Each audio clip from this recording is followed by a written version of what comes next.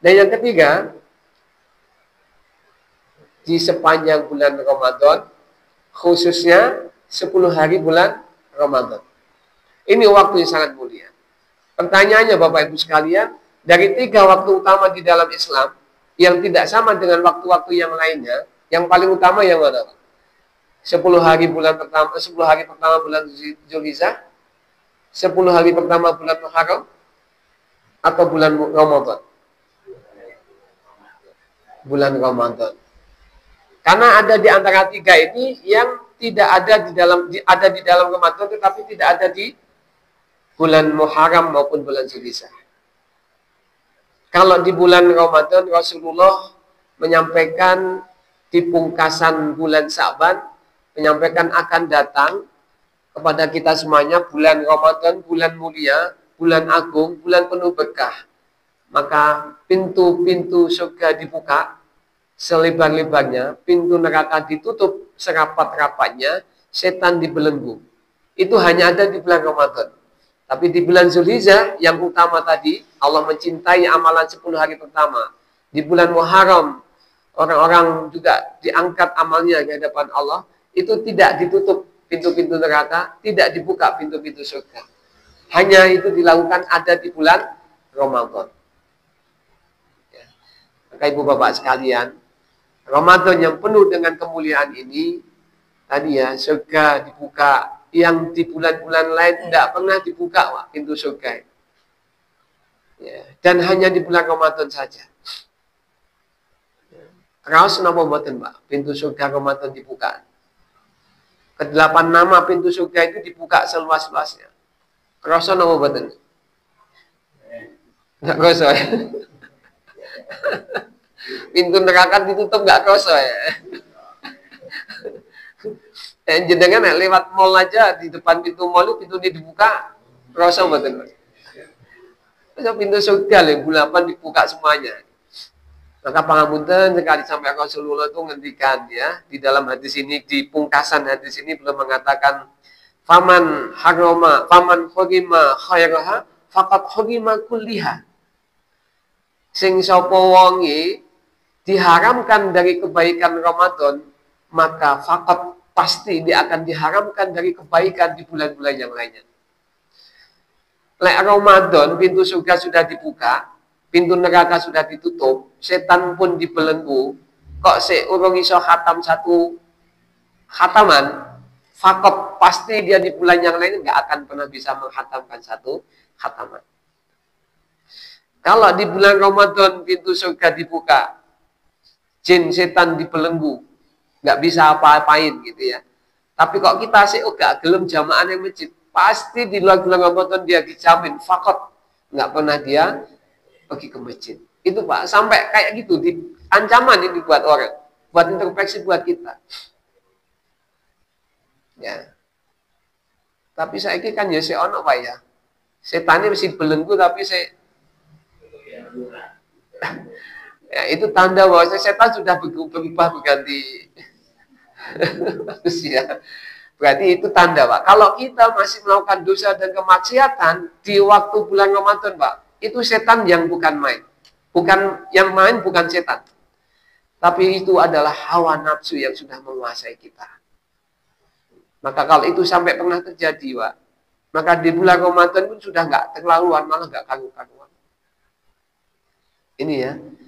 Jadi gambarannya Pak, kalau kita itu sudah sholat di depan Ka'bah, jarak dengan pintu Ka'bah 10 meter, kita seurung iso khusyuk.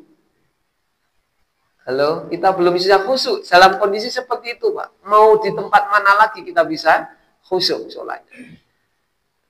Kurang lebih analoginya kayak gitu Pak. Di bulan Ramadan itu kan sudah beda suasananya. Lagi warung-warung saja kan bercadar, berhijab gitu ya. Kemudian siaran televisi juga sudah berubah. Gitu. Orang pacaran aja sudah nggak ada, masih ada apa nggak di Ramadan ini? Nggak usah, nggak enak. Ini kan puasa. Nanti aja kalau ketemu pas habis tarawih gitu. Sama saja di bulan Ramadan. Ya, ala kulli hal, ibu bapak sekalian, tadi Itu waktu utama. Dan Ramadan adalah waktu yang luar biasa. Makanya kita harus pastikan. Dan ketika kita bisa memastikan untuk mendapatkan Ramadan yang penuh dengan berkah, mendapatkan nilai-nilai Ramadan yang luar biasa, ya, maka ada keutamaan Ramadan yang perlu harus kita catat. Keutamaan Ramadan ada 3 paling tidak disampaikan oleh salafus soleh. Yang pertama, menyitir salah satu hadis Rasulullah SAW ketika sahabat Tolhah, ya, sahabat Tolhah mendapatkan 2 laki-laki yang datang dari Yaman. Saat itu dia belum masuk Islam, kemudian masuk dia di Makkah, di Madinah, kemudian mengikuti Rasulullah, bersahadat bersama dengan Rasulullah bareng dua-duanya. Ya, bareng dua-duanya, kemudian itu terus diamati sama sahabat Tolhah. Ya, ketika ada perintah jihad, dua-duanya pun juga ikut berjuang, berjihad di jalan Allah, melaksanakan perintah dari Rasulullah. Saat kemudian di dalam pelaksanaan jihad itu, ternyata salah satu di antara 2 sahabat yang dari Yaman, yang sudah sekian tahun masuk Islam, itu salah satunya meninggal, syahid di jalan perjuangan jihad di jalan Allah. Tetapi kemudian yang saudara yang satunya lagi, dia masih selamat, hidup, dan diberikan waktu 1 tahun setelahnya. Dia baru dipanggil oleh Allah meninggal, tetapi tidak dalam keadaan syahid di jalan Allah. Dia meninggalnya di atas tempat tidur. Dan itu terus diamati sama sahabat Tolhah. Lalu sampai karena pengamatannya, pemantauannya Tolhah itu sehingga karu-karuan, masuk ke pikiran, sampai kemudian dibawa ke dalam mimpi. Nah, Tolhah mimpi, di dalam mimpinya beliau melihat ada sebuah bangunan yang indah luar biasa, yang beliau mengatakan tidak ada bangunan yang indah luar biasa itu kecuali itu adalah surga. Lalu di dalam mimpinya dia melihat 2 saudaranya yang datang dari Yaman itu berada di depan bangunan yang indah luar biasa itu. Lalu ada panggilan dari dalam untuk memanggil di antara 2 orang yang berdiri di hadapan bangunan yang indah luar biasa itu. Kinten-kinten menurut jenengan sing dipanggil pertama sing pundi? Sing syahid napa sing meninggal di atas tempat tidur?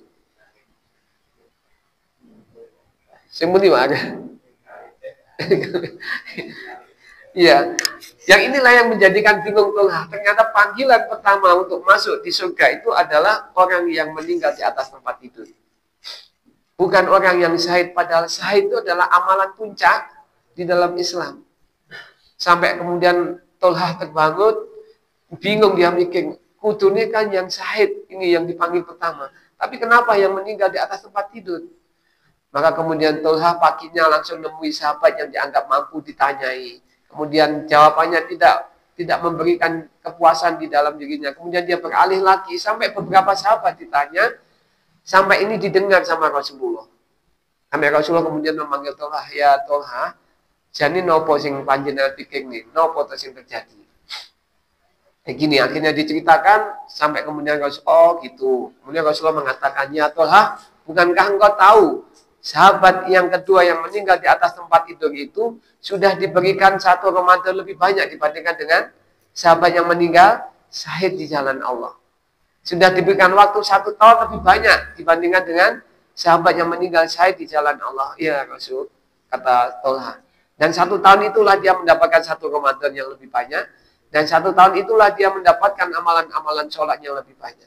Dan karena 1 Ramadan lebih banyak itulah yang menjadikan asbab, walaupun dia meninggal di atas tempat tidur, dia dipanggil pertama oleh Allah masuk di surganya Allah.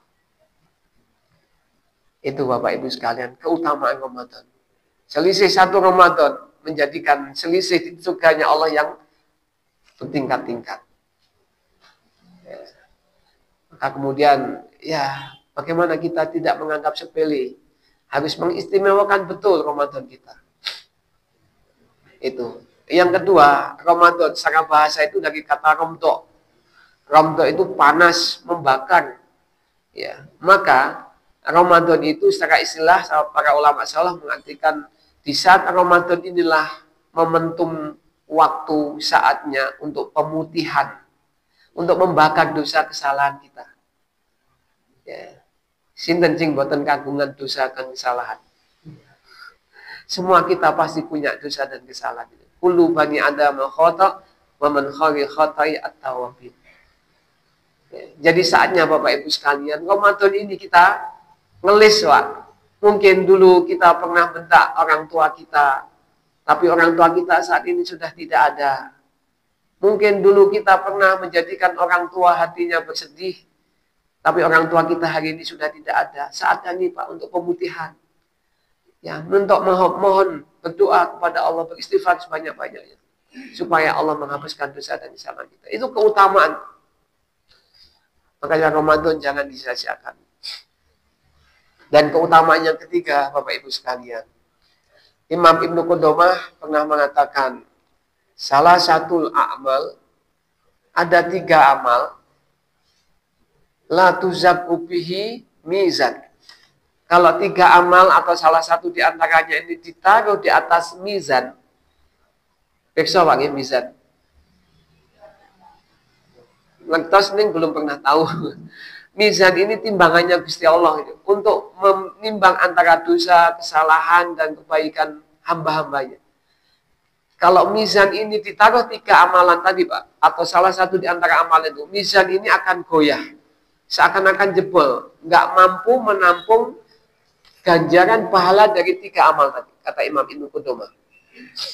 Padahal di dalam riwayat yang lain, mizan ini kalau ditampung di atasnya, ditaruh di atasnya itu bumi, langit, dan seisinya, mizan itu tidak akan pernah goyah. Dan diibaratkan kalau bumi, langit, dan seisinya itu ditaruh di atas mizan, diibaratkan sebagaimana koin mata uang yang dilempar di tengah-tengah lapangan futsal. Lapangan futsal itu mizannya, koin itu bumi, langit, dunia yang seisinya. Jadi nggak ada apa-apanya kalaupun bumi, langit di atas mizan. Tapi Imam Ibnu Qudamah mengatakan, salah satu amal, la tusaku bihi mizan. 3 amal, kalau itu ditampung, ditaruh di atas mizan, mizan nggak akan pernah goyah. Mizan seakan-akan jebol. Apa Pak 3 amal itu? No Pak. 3 amal itu, kata Imam Ibnu Qudamah, menyitik dari beberapa hadis dan ayat dari Al-Quran dan Sunnah. Yang pertama adalah as-sabar, kesabaran. Sabarnya apa no betul? Wabot ya. Makanya sing abon niku nggih mboten gemen-gemen Pak balasannya. Ya. Allah sendiri yang mengatakan di dalam surat Az-Zumar ayat ke-10, innama yuwaffas-sabbiruna ajrahum bighairin hisab. Sing sapa wong iso sabar, maka Allah akan memberikan balasan dengan balasan yang tanpa batas, bi ghairin hisab. Ya. Maka sabar, biasanya like suami istri sing paling saking sabar sing suami napa sing istri, sing bapak napa sing ibu ya. Bapak napa ibu Bang?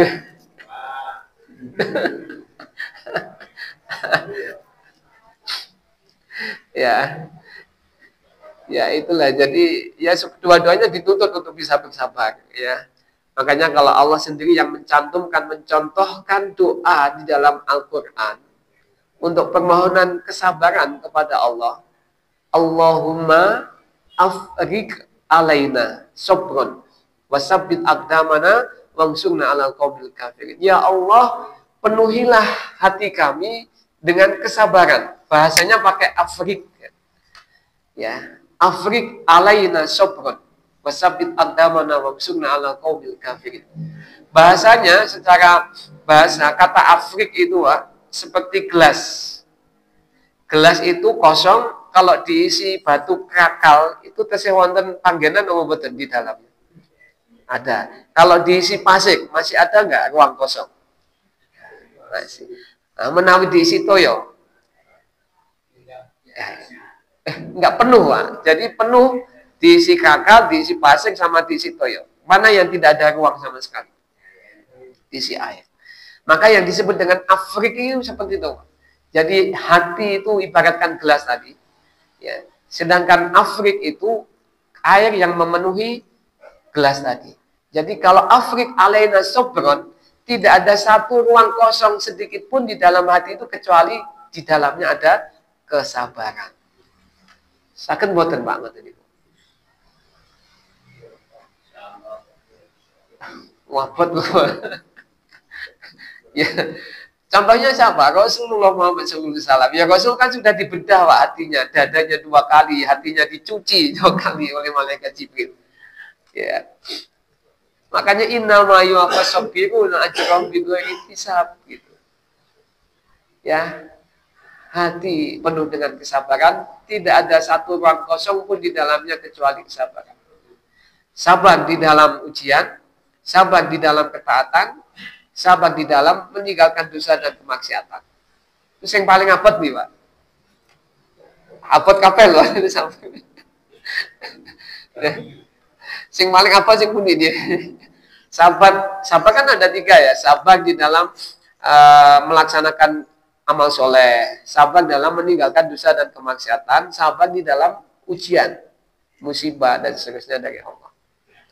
Abot kabeh, tapi ono sing paling abot. Yang kita katakan kadang ujian musibah itu paling abot, ternyata ini yang paling ringan di antara 3 kesabaran ini. Karena apa? Ya kita nggak punya pilihan yang lain, Pak, kalau sudah ada ujian musibah ini. Ya. Kalau nggak sabar, ya nggak sabar gitu kan. Pilihan nggak ada pilihan. Tapi justru yang paling tinggi adalah tadi sabar di dalam melaksanakan amal soleh dan sabar dalam meninggalkan dosa dan kemaksiatan. Ya, makanya kita itu kan diuji ya, banyak dengan ujian kita. Dan itulah makanya diperintahkan kepada kita untuk senantiasa la tattabi'u khutuwati syaiton. Itu Pak yang pertama, kesabaran. Moga sama-sama. Memang kita boleh ada beberapa riwayat mengatakan jangan minta kesabaran yang lebih karena kadang kita nggak mampu Pak untuk bisa ketika Allah datangkan ya. Makanya doa kita di surat Al-Baqarah 289 ya. Rabbana la tu'akhidna in nasi'na aw akhtana. Ya Allah janganlah Engkau berikan kami ujian yang kami tidak sanggup memikulnya. Karena kesabaran kita juga ada batasnya. Ada batasnya enggak Pak sabar? Itu yang pertama kata Ibnu Qudamah. Yang kedua itu sampai mizan goyah loh Pak. Karena saking besarnya tadi Allah membalasnya dengan bala yang luar biasa. Yang kedua memaafkan. Piantun bisa memaafkan walaupun dia disakiti, didolimi, maka mizan goyah, jebol seakan-akan karena saking besarnya pahala orang yang memaafkan. Allah sendiri yang mengatakan waman afa wa aslaha fa ajruhu Allah. Sing sapa wonge iso memaafkan walaupun dia dulu pernah disakiti, didolimi dan dia justru yang terus berbuat kebaikan, fa ajruhu Allah. Aku sendiri Allah nanti akan membalas balasannya. Berapa balasannya Pak? Enggak Allah sebutkan Pak. Ya.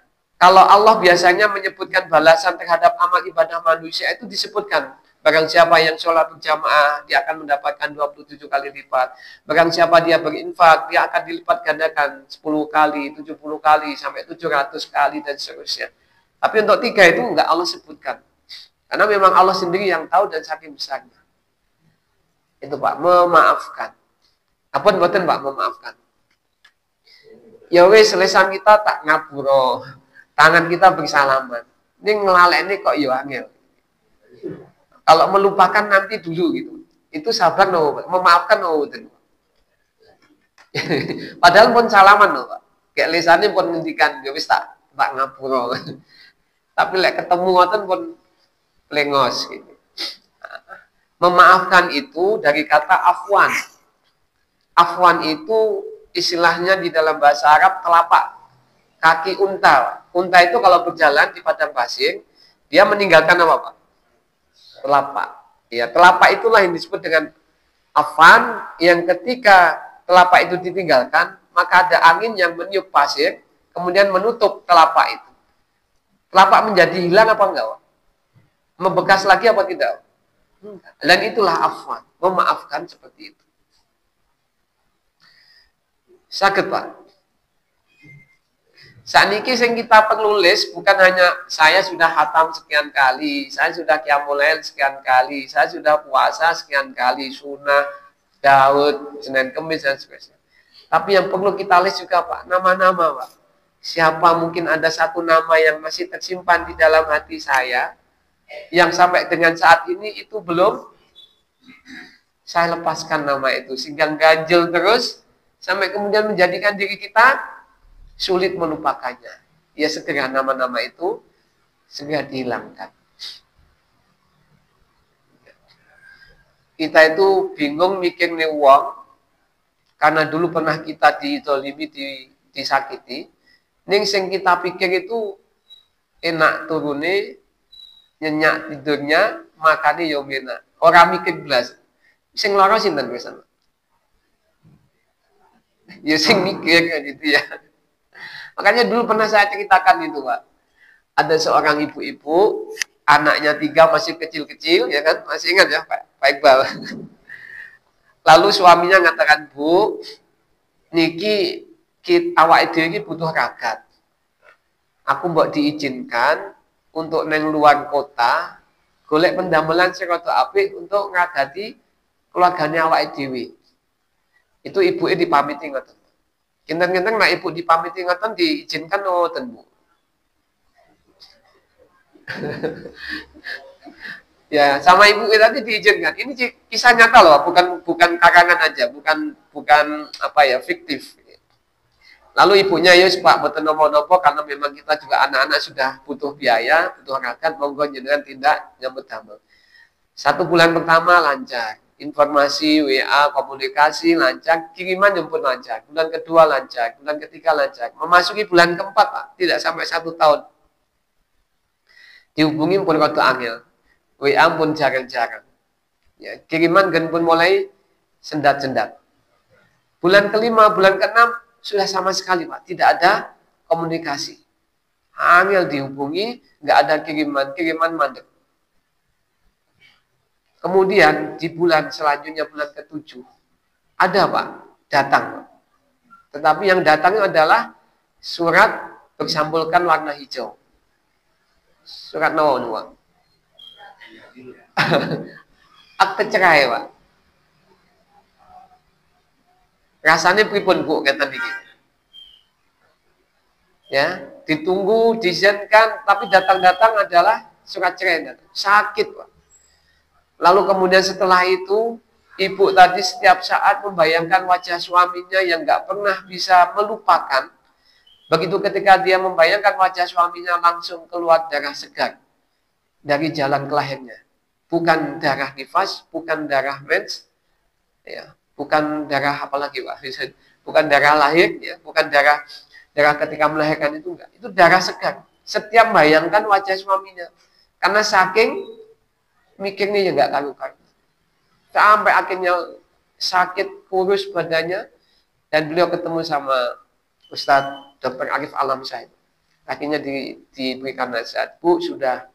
Buat apa panjenengan mikir terus kemudian yang terjadi seperti ini? Serahkan semuanya kepada Allah, maafkan, menangislah kepada Allah, sudah biar Allah nanti yang mengurus." Langsung malamnya dia jajak sajadah, kemudian menangis sejadi-jadinya kepada Allah, "Ya Allah, sudah mulai malam ini saya maafkan suami saya dan saya serahkan sepenuhnya kepada Engkau, ya Allah." Maka Pak, Bu, kalau orang itu sudah dizalimi, Pak, kalau diam itu bahaya. Diamnya apalagi kemudian menyerahkan kepada Allah. Maka Allah sudah mendapatkan amanah dari seseorang yang zalimi, Allah nanti akan melakukan pembalasan. Kalau orang kezaliman itu kan in aksantum li anfusikum wa in asafala. Jadi orang itu melakukan kezaliman itu sebagaimana melempar badul itu, Pak. Pasti badul itu akan kembali. Maka kalau orang itu yang dizalimi, yang tidak membalas dan sudah menyerahkan kepada Allah, itu malah bahaya luar biasa. Itu bagi orang yang mendolimi. Tapi bagi orang yang mendolimi, barang siapa yang bisa memaafkan, itu mizan seakan-akan jebol. Udah, itu yang kedua. Yang ketiga, amalan Ramadan. Ya, puasa, orang yang melakukan puasa di bulan Ramadan, itu seakan-akan mizan jebol. Karena saking luar biasa balasan orang yang berpuasa. Di dalam hadis qudsi, Allah mengatakan, "Wasaumuli li wa ana ajzi bihi." Puasa hambaku itu untuk aku sendiri dan aku sendiri nanti akan membalasnya. Berapa Pak balasannya? Allah nggak menghitung. Allah nggak memberikan berapanya. Tapi justru karena saking besarnya, Allah sendiri yang kemudian akan membalasnya. Wa saumuli, aku sendiri nanti akan membalasnya. Itu Pak. Jadi keutamaan ada 3 hal itu, ya. Jadi sebagai bagian yang menjadikan pembeda kedudukan kita di surga. Yang kedua sebagai tempat waktu mustajabah untuk menghapuskan dosa dan kesalahan kita. Dan yang ketiga adalah ketika balasan yang luar biasa yang akan Allah berikan kepada kita. Maka iman sangat ketika kita melewatkan begitu saja Ramadan ini tanpa amalan-amalan maksimal. Ya, marilah kita isi dengan sebaik-baik mungkin. Dan bagaimana supaya kita selamat bisa mengisi itu? Satu hal yang ingin saya sampaikan sebelum bersambung karena waktunya sudah 4:30 ya. Rasulullah di dalam hadis riwayat Ibnu Majah pernah mengatakan, yang diriwayatkan dari Mu'adz bin Jabal, Rasulullah di penggalan hadisnya mengatakan, fayakfiru li abdihi illa musyrikun au musahin. Ya, bahwasanya sesungguhnya Allah itu mengampunkan dosa semua hambanya kecuali 2. Orang yang musyrikun dan orang yang musahin. Dan musyrikun dan musahin ini semuanya ada di dalam hati. Artinya apa Pak? Ketika kita mau maksimal di bulan Ramadan, mau mengisi Ramadan dan mendapatkan keutamaan-keutamaan Ramadan tadi, pastikan Pak, hati kita jernih. Sebagai amalan terbaik sebagaimana disampaikan oleh Imam Ibnu Rajab tadi. Ya, afdhalul a'mal as-salamatus sadr. Maka pastikan hati kita jernih, dada kita lapang, jiwa kita nggak ada masalah ketika kita berada di bulan Ramadan. Kalau kita di bulan Ramadan hati kita kotor, dipastikan Ramadan kita akan gagal. Orang yang hatinya kotor Pak, nggak pernah bisa menikmati tilawah Quran. Orang yang hatinya rusak, dipastikan puasanya tidak bisa dia nikmati. Itu para ulama mengatakan seperti itu. Ya, maka bagaimana sering Rasulullah mengingatkan bahwasanya man soma Ramadan, man soma qauman Ramadan, ya, dan seterusnya, itu dipersyaratkan ada 2. Imanan wahtisaban. Iman dan ihtisab itu adanya dalam hati. Ya. Maka kalau hati ini kotor, Pak, iman dan ihtisab itu tidak akan pernah ada di dalam. Iman itu apa, Pak? Yakin, percaya, enggak hanya sekedar percaya toh, Pak. Yakinnya tenanan gitu. Yakin dengan Gusti Allah. Sama saja kalau saya pernah kemarin sudah saya sampai ke Pak Parnoid. Minimal kurang lebih seperti ini. Menawi misalkan Pak Haryati pengen pinjam duit yang Pak Sapari gitu. Tapi Pak Haryati ki wis gak yakin belas ya Pak Sapari itu duit. Dan ternyata Pak Sapari perso oleh Pak Hari itu mau datang ke rumah pinjam duit tapi nggak yakin belas. Intinya Pak Sapari umpama aku duit orang bakalan tak silihi. Karena nanti Pak Hari itu juga yakin belas. Itu iman, Pak. Dan sebaliknya ketika Pak Har pengen pinjam uang ke Pak Sapari, walaupun Pak Sapari nggak punya duit, tetapi Pak Haryati yakin bahwasanya Pak Sapari pasti punya duit dan pasti akan membantu. Dan Pak Sapari akhirnya tahu Pak Haryati ini adalah yakin benar pengen mendapatkan itu, maka Pak Sapari mengatakan, umpama aku akan duit, tak usah ini tetap awakmu tak sili duit. Ibaratkan keyakinan seperti itu Pak Imam. Iman, wahtisaban, bersungguh-sungguh. Maka kalau cerita seorang pemimpin pondok Pak, awalnya nggak punya apa-apa, nggak ada bekal apa-apa, hanya bertingkatkan iman wa ihtisab, pasti Allah akan membantu Pak. Hari ini pondoknya luar biasa. Nah, itulah iman dan ihtisab. Ketika kita pengen diampunkan dosa-dosa kita, salah satu yang paling kita jaga adalah pastikan Pak, hati kita tidak ada praktek-praktek 2 hal tadi paling tidak ya. Yang fayakfiru fi abdihi ila musyrikun au musahin. Jangan pernah ada 2 praktek itu di dalam hati kita. Kalau sampai masih ada 2 praktek itu dalam hati kita, Pak, pasti hati kita tidak bisa merasakan iman dan ihtisab. Ya, praktek itu praktek masih ada Tuhan selain Allah di dalam hati kita. Praktek itu mustahil, ada permusuhan, nama orang lain yang masih tersimpan dalam hati kita, belum kita selesaikan. Itu yang mengganjil amalan-amalan Ramadan kita. Monggo sami-sami digali, sampai dengan detik ini, masih adakah kiranya dua hal itu ada dalam hati kita? Umpama ada, monggo saran-saran ndang diresi. Lek guyone awake dhewe mbiyen sampai detik ini lek sik ana sing duwe cekelan ndang diculi cekelane, lek sik ana sing duwe susu ndang dibalekne susuke. Lek sik ana satu nama sing disimpen ndang ditembung piye menake. Saged Bapak Ibu sekalian? Halo, sakit mau boten? Si anak apa kita ya? Si anak orang lagi. Ya, monggo lah itu ganjel lah. Makai sakit dan makai semuanya nggak bisa mengenakan kita di dalam ibadah itu. Oke, insya Allah nonton sampun lewat malahan ya. Pangapunten karena kita ibu-ibu khususnya yang juga harus mempersiapkan. Dan inilah kunci kejenian, kebeningan, kebahagiaan, ketenangan hati kata Imam Ibnu Qayyim al-Jauziyah. Ini namanya surga dunia. Ya. Jadi surga dunia itu ada di dalam ketenangan hati itu. Kata Syekhul Islam Ibnu Taimiyah, ya. Innal fid dunya lajannatun. Man lam yadkhuluha lam yadkhuluha fil akhirah. Sungguh ning donya iku ana surga dunya. Sing gak iso ngleboni surga dunia, maka dia tidak akan pernah bisa mendapatkan surga nanti di akhirat. Surga dunia itu kata Imam Ibnu Qayyim al-Jauziyah tadi, as-salamatus sadar. Ketenangan hati, ketenangan jiwa. Ya. Maka ketenangan hati itu inti dari kehidupan. Orang duwe apa-apa, lek atine nyaman, tenang, penak mboten, Pak?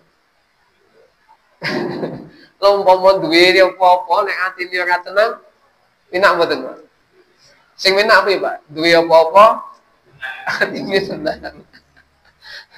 Nggih, Pak pilih mekaten pangapunten, mohon maaf banyak salah, hilaf, dosa mungkin juga yang saya lakukan semata kelemahan dan kekurangan saya, kebaikan semata dari Allah Subhanahu wa taala. Subhanakallahumma wa bihamdika asyhadu an la ilaha illa anta astaghfiruka wa atubu ilaik wa billahi taufik wal hidayah. Assalamualaikum warahmatullahi wabarakatuh.